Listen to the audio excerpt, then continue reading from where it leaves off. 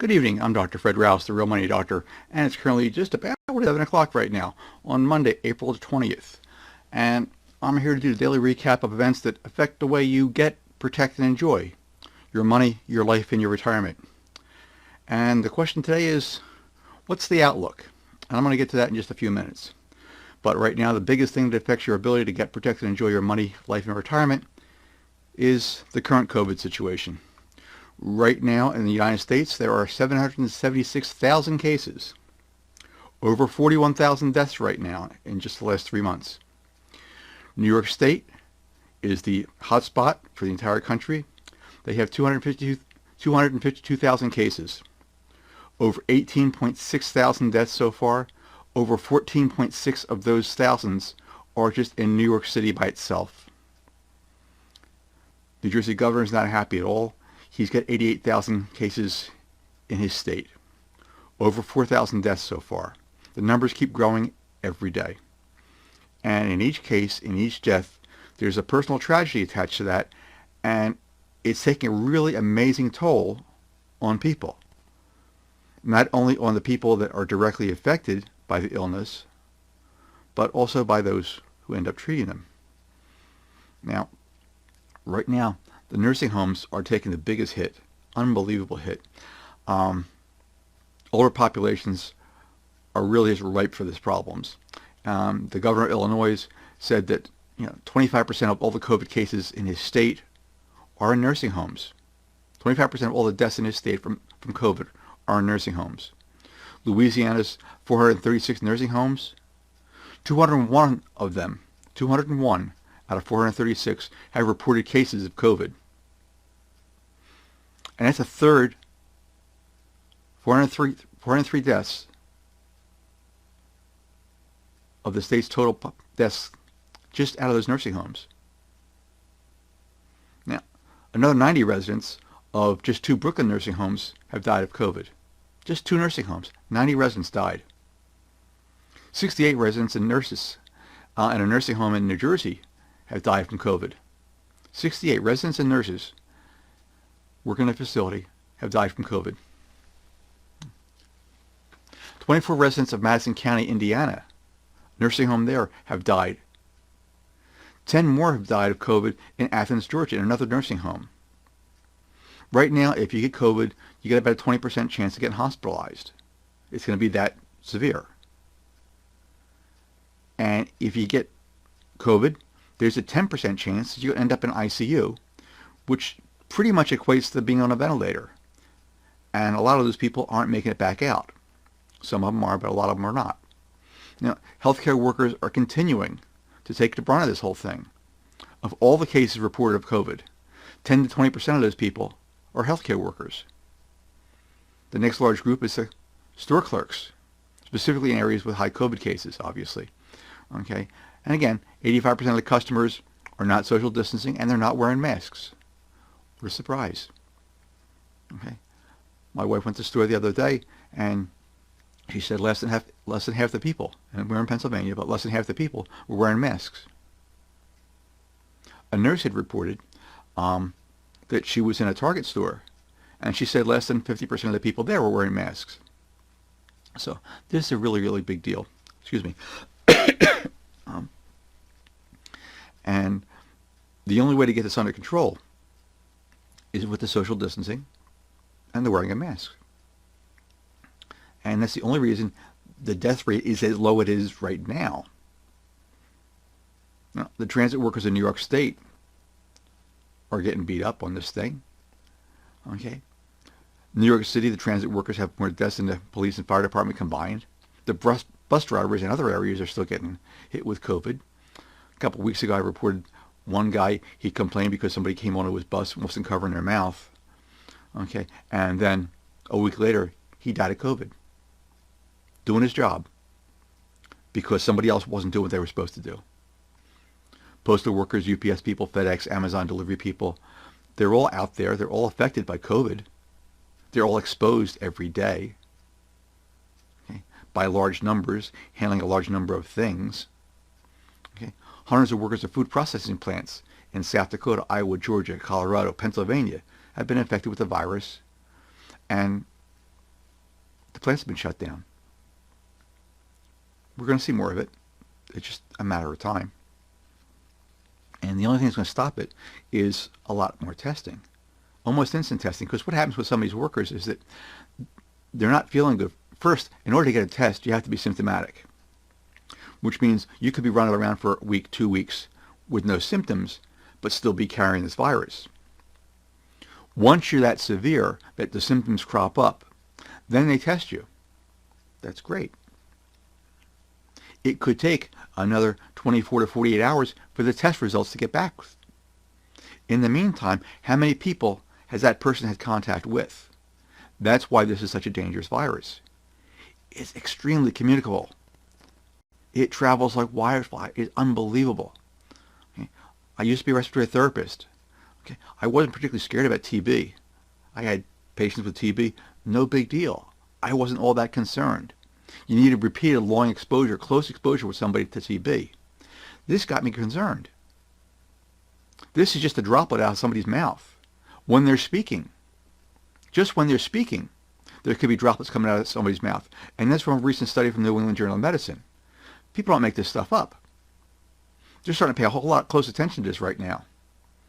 And the initial thought was, well, if you cough, it could be, 6 feet away. Well, that could really actually travel 6 to 10 feet away easily. But now, just talking itself, you have little particles coming out of your mouth, okay, that could be just 2, 3 feet away from you.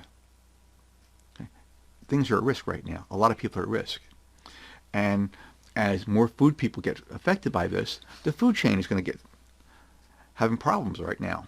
Okay, there's food where it is, in the ground with the farmers,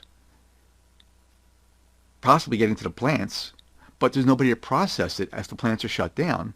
And then if you've got problems with the transport system from where it's being processed to the stores, you've got a lot of breakdowns in between there, a lot of possibilities for problems. So all this thing is, is not happy for a lot of people, and it's going to affect foods at some point in time. Now, the big box stores, the Costco's and the Walmarts, okay, they're seeing empty shelves on certain items. Okay, the smaller stores, they're not too bad just yet, but it's going to have an effect. Now, the country is, without a doubt, tired of being shut down. Okay, you got individuals and hundreds of thousands of small businesses that are crumbling under the financial strain of all this. There's a really big push to open up the country, primarily coming from the president and inside the safety of his Oval Office. And the polls currently show that more people trust the state governors than they do the president. Okay? He continues to do his daily briefings from the White House. And over the weekend, it was just one more of those daily briefings. And he's running off about the great job he's doing, about all the testing and all the tests they're getting out there every day. Well, that's great in the briefing room in the White House. However, back in the real world, both Republican and Democratic governors are freely saying that they don't have the materials to do the testing. Simple cotton swabs, basically it's a long Q-tip on a stick. Okay, and reagents, the liquid you put the test in. Okay, you do a cotton swab test, you put this in a little vial there, there's liquids in there, there's reagents. Okay, they don't have those to do the tests. Now, the story hasn't changed. The president takes absolutely no responsibility for anything. It's always somebody else's fault. At first it was the governors, then it was China, now it's the World Health Organization. Who knows what's going to be next week? But it's never his fault. Now, he continues to refuse to appropriately use the Defense Production Act to secure the manufacture and distribution of what's actually needed to get the testing done with one centralized person, preferably a military person who understands how to move materials back and forth. They're really good at this. They supply armies. That's what they were trained for. They got 20, 30, 40 years of experience doing this stuff. Nobody in the White House has that kind of experience. And you can see it every day because ask the governors. They don't have the supplies. Ask the frontline people, the ICU doctors and nurses. Okay, the ER docs and nurses. They can't get tested. They don't have the supplies. People are waiting in line for drive-through tests. Waiting hours in line for a drive-through test. And by the time they get there, they find out that the 400 tests they were allotted for that day are gone. It drives you absolutely crazy. It's not a healthy situation. And right now, there's more and more protests every day of people that aren't social distancing. They're not wearing their masks in any significant numbers, but they're out there protesting, spurred on by the president and the talking heads on the cable channels. And it gets really interesting. Okay? And when some of these people get interviewed, their responses are really, really interesting because they think they're real patriots and doing things on their own. But when you listen to their responses, they all pretty much sound the same. They all parrot back the president's talking points and the fabricated lies that the cable TV heads are talking about. Now, a lot of these people are absolutely clueless that they're part of a crowd. And they tell you constantly that the media is overblowing this whole thing. Well, I had one person, who's a Georgia resident, reply to a post. I posted an interview the other day of someone in one of these protests, and they were being interviewed. And this guy's response was, "I'm just a panicky shut-in." Okay, that's a reasonable response. I don't particularly believe it, but that's a reasonable response. Now, the same person posted to somebody else and drawn out responses, "It's a hoax."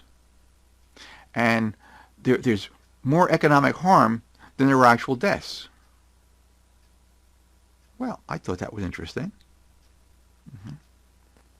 I replied to the post. I replied by just copying and pasting all the number of cases and deaths in each county in Georgia.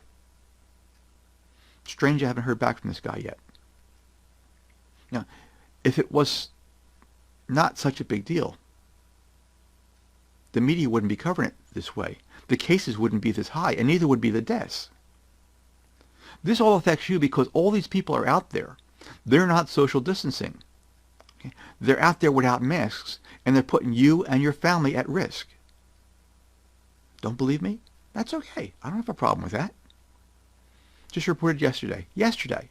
Kentucky reported yesterday the highest coronavirus infection after a week of protests to reopen that state.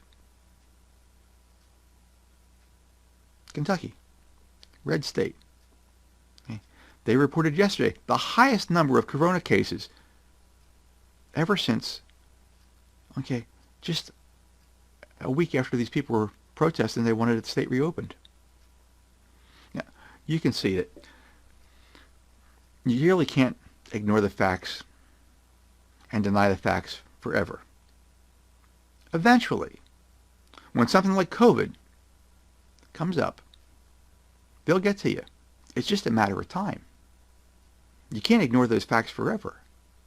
You can try putting your head in the sand, and that's okay. But if somebody's walking around with a big stick behind you, you're not going to have a good time. I don't care where your head is. You can say that this is all blown out of proportion. You could say it's a hoax.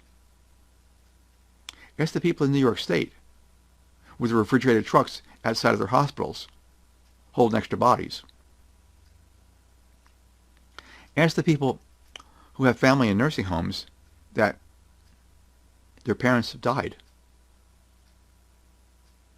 Ask the nurses and the doctors who are putting in 10, 12-hour shifts, trying to take care of everybody, when their patients are dying 2 and 3 patients a shift. Ask them. See if they think it's a hoax. Now, over the weekend they were talking about additional money for the PPP money. Well, that hasn't quite worked out just yet. What a surprise. Okay. One side wants to put more money into the program the way it is right now, and the rich will continue to get richer. The other side wants more transparency, and they're trying to get more money for actual small businesses that need it. Now, you can figure out what side you're on and whose side you think they're on. That's okay. The stock market continues to bounce up and down. Okay. Is the bottom in place? I don't know. Still don't know. Oil took a big hit today, crude oil.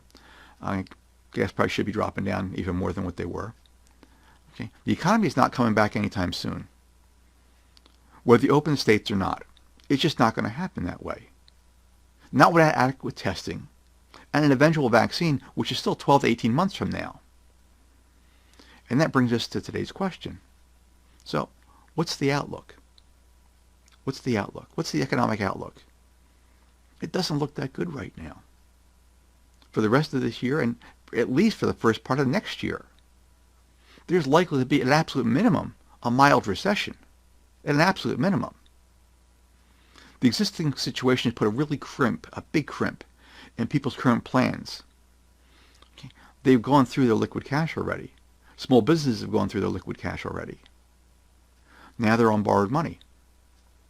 They're waiting for government bailouts, and the small guys just can't quite get them. What a surprise.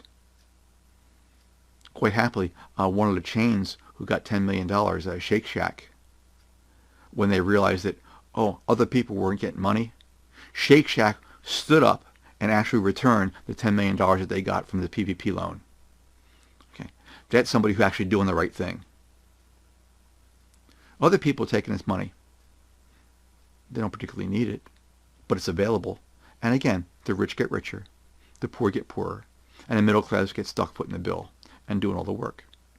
It's always been that way. Okay, it's been exaggerated for the last 40 years, ever since Ronald Reagan took office and started doing strange tax policies, all the trickle-down economic routine. Well, nothing's trickling down. The rich are keeping it, and you're just hoping to get by. Now, this is why, okay, a lot of people's Plan A jobs got tanked. When this hit, okay, you get stay-at-home orders, your job just got tanked. You're having a hard time right now. And I've been telling people for years, you need a Plan B, something that you control outside of a working situation.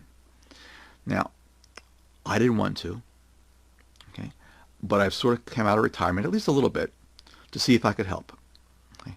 I'm putting a special course together, and I'm going to do this live this Thursday at noontime. The course is called Recovery: How to Get, Protect, and Enjoy Your Money, Life, and Retirement in Troubled Times. Now, for more information and to register for the course, go to a site I have set up, which is drrousenow.com/recovery. Okay. drrousenow.com/recovery. Go there and you can see if that's of interest to you or not. But again, I'm doing this live this Thursday at noontime. I want to see if I can help the smaller guys. Again, if you've got 500 employees plus, okay, you're not going to be there. You don't need me. You got full-time people there. However, if you're a small mom and pop operation, maybe I can do some good for you. Take a peek at the site and see what you think. So, for now, a little bit after 7 o'clock, close, not quite 7:30 just yet, I'm Dr. Fred Rouse, the Real Money Doctor. I'm here to help you get, protect, and enjoy your money, your life, and your retirement. I appreciate you being here with me. Okay, I will post this video again on YouTube tomorrow. Every time I post a video on YouTube, there's always a link to a page that I have on my site. On that page, you open it up, and there's a big present right there. Every day there's a new present. Don't know what it is, but you might like it. So again, like and share the video. I look forward to seeing you again tomorrow. Thank you.